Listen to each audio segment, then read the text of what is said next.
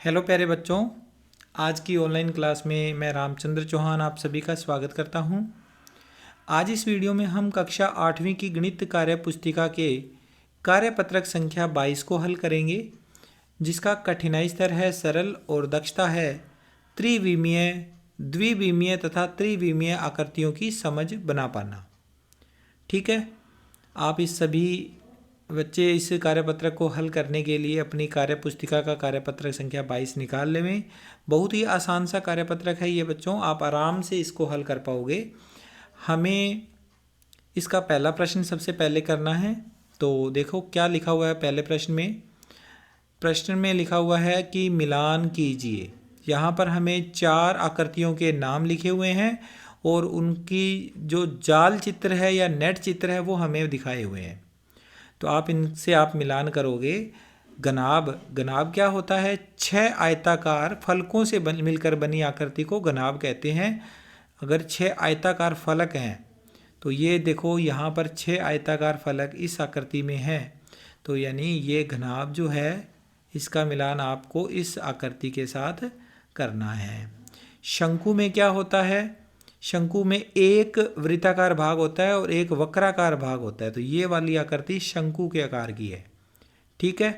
और बेलन आप सभी जानते हैं, जो हमारे घरों में गैस का सिलेंडर होता है, हमारे पेन का आकार है, हमारे गेहूं की जो टंकी होती है वो सारी जो होते हैं बेलनाकार आकृतियाँ होती है। तो ये वाली आकृति उसके साथ मैच करती है। देखो ऊपर और नीचे ढक्कन और बीच वाला ये जो पार्ट आयताकार भाग दिख रहा है, ये बीच वाले पार्ट को काटने के बाद में आयत बन जाता है, हालांकि ये मुड़ा हुआ भाग होता है। ठीक है। और लास्ट जो घन है, तो घन की परिभाषा होती है 6 वर्गाकार फलक। यहाँ पर देखिए ये 6 वर्गाकार फलक हैं, तो इसका मतलब इसको यहाँ से इसके साथ मिलान करना था। ठीक है, ये हमारा क्वेश्चन यहाँ पर कंप्लीट हुआ पहला। इसके बाद अगला प्रश्न, प्रश्न नंबर 2 देखिए। प्रश्न नंबर 2 में क्या लिखा हुआ है? दी गई आकृतियों को देखकर सारणी की पूर्ति कीजिए।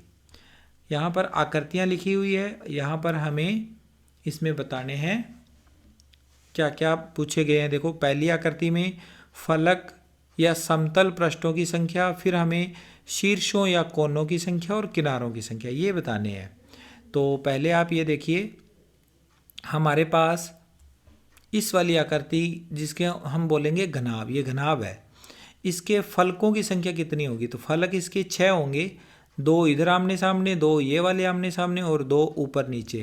तो फलकों की संख्या में 6 फिल कर दीजिए। शीर्षों की संख्या या कोनों की संख्या, कोनों की संख्या यहाँ पर देखिए 1 2, ये वाला 3, फिर ये 4 5 6 7 8। कोनों की संख्या कितनी हुई? 8 कोने हो गए। इसके बाद किनारों की संख्या, किनारे ये वाले होते हैं। ठीक है, किनारों को मैं अलग कलर से दिखा देता हूँ। ये वाला किनारा होता है, जैसे ये यहाँ से लेकर ये वाला एक किनारा, फिर ये दूसरा किनारा, फिर ये तीसरा किनारा, चौथा, फिर ये 5वां, छठा, 7वां, ये वाला 8वां, ये 9वां, 10वां, 11वां और ये फिर 12वां। 12 किनारे इसके हो गए। ठीक है, तो इस तरह से हमारा पहला क्वेश्चन यहाँ पर कंप्लीट हुआ। इसका पहले पार्ट को हमने कंप्लीट कर लिया। इसके किनारों की संख्या कितनी आ गई? 12। किनारों की संख्या कितनी आ गई? 12 आ गई। ठीक है, नोट कर लेंगे इसमें हम, यहाँ पर फिल कर देंगे 12। ठीक है। अब इसका सेकंड पार्ट, फलक या समतल पृष्ठों की संख्या। तो आप इस आकृति के फलक देखिए, एक ये वृत्ताकार फलक है, दूसरा ये फलक है और तीसरा ये बीच वाला वक्राकार फलक है। तो फलक 3 हो जाएंगे इसके। ठीक है। किनारे इसके कोई नहीं होएगा, किनारा नहीं होगा। किनारों की संख्या भी 0, शीर्षों की संख्या भी 0 और किनारों की संख्या भी 0। इसमें देखिए इस आकृति में फलक 2 होंगे, एक तो ये ऊपर वाला वृत्ताकार वक्राकार पृष्ठ और एक नीचे ये वृत्ताकार पृष्ठ। तो पृष्ठों की संख्या या फलकों की संख्या 2। अब इसके शीर्ष कितने होंगे? शीर्ष ये अकेला ही होगा, ये वाला। शीर्ष 1 और इसके किनारे नहीं होंगे। किनारे एक सीधी रेखा को कहते हैं, सीधी रेखा इसमें नहीं बनेगी, तो इसके किनारों की संख्या भी 0। और लास्ट आकृति को देखिए, लास्ट वाला जो पार्ट है इसमें हमसे पूछा गया है कि फलक कितने होंगे, शीर्ष कितने होंगे, किनारे कितने होंगे। तो ये वाली आकृति इसके जैसी ही आकृति है, जहाँ पर ये आयताकार है और ये वर्गाकार है, ये घन का है और ये घनाभ का आकृति है। तो यहाँ पर भी सेम ही रहेगा। फलकों की संख्या इसमें 6 होएगी, शीर्षों की संख्या 8 होएगी और किनारों की संख्या 12 होएगी। ठीक है, तो इस तरह से ये हमने सारणी यहाँ पर कंप्लीट कर ली।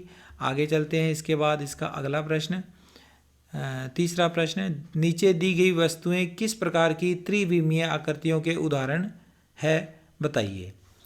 एक ज्यामिति बॉक्स, एक ज्यामिति बॉक्स। ज्यामिति बॉक्स किस प्रकार की आकृति होती है, या तो वो घन होगा या घनाभ होगा। तो घन या घनाभ, ज्यामिति बॉक्स यानी कि घन या घनाभ के जैसा होता है। गोल तरबूज, गोल तरबूज क्या होगा, गोले के आकार का होगा, तो यहाँ लिख दो गोला। ठीक है, ये हमारा कार्यपत्रक संख्या 22 यहाँ पर कंप्लीट हुआ। आई होप आपको सारे क्वेश्चन अच्छे से समझ में आए हैं। मैं मिलता हूँ आपसे नेक्स्ट वीडियो में अगले कार्यपत्रक के साथ। Take care, bye bye.